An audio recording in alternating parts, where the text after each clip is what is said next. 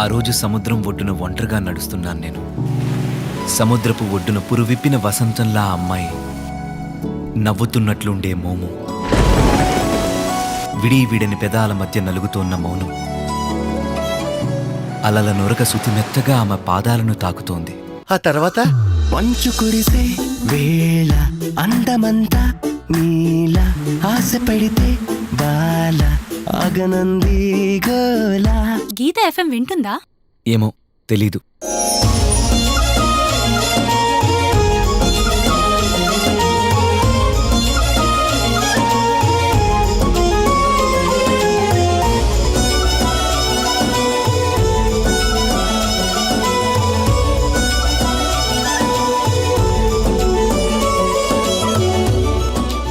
ఒక ఫేక్ స్టోరీకి ఇంత ఫాలోయింగా? అన్బిలీవబుల్.